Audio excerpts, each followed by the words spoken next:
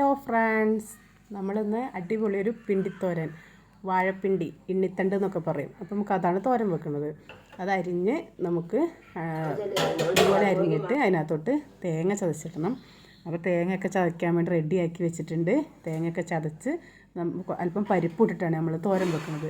അപ്പോൾ പരിപ്പൊന്ന് ചെറുതായിട്ട് വറക്കണം. എന്നിട്ട് പരിപ്പിന് വെള്ളമൊഴിച്ച് അടുപ്പിൽ വെച്ചിട്ട് അതിൻ്റെ മുകളിൽ നമ്മൾ അരിഞ്ഞ് വെച്ചിട്ടുള്ള വാഴപ്പിണ്ടി അഥവാ എണ്ണിത്തണ്ട് ഇട്ട് കൊടുത്തിട്ട് ഒന്ന് ആവി കയറി വരുമ്പം അതിനൊന്ന് നല്ലപോലെ ഇളക്കി ഒന്ന് റെഡിയാക്കിയിട്ട് അതിൻ്റെ മുകളിൽ നമ്മൾ ചതച്ച് വെച്ചിട്ടുള്ള തേങ്ങ ഇട്ട് കൊടുത്തിട്ട് ഒന്ന് അടച്ച് വെച്ച് ആവിയിലൊന്ന് വേവിച്ചെടുക്കുക.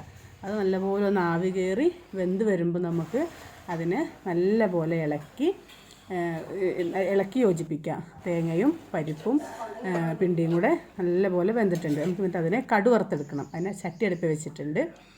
ചട്ടി ചൂടായി വരുമ്പോൾ അതിനകത്തോട്ട് അല്പം കടുക് ഇട്ട് കൊടുക്കുക. ആ കടുക് പൊട്ടി വരുമ്പോൾ നമ്മൾ ചെറിയുള്ളിയും കറിവേപ്പിലയും റെഡിയാക്കി വെച്ചിട്ടുണ്ട്. അപ്പോൾ റെഡിയാക്കി വെച്ചിട്ടുള്ള കറിവേപ്പിലയും ഇതും ചെറിയുള്ളിയും കൂടെ അരിഞ്ഞത് അതിനകത്തോട്ട് ഇട്ടിട്ട് നല്ലപോലെ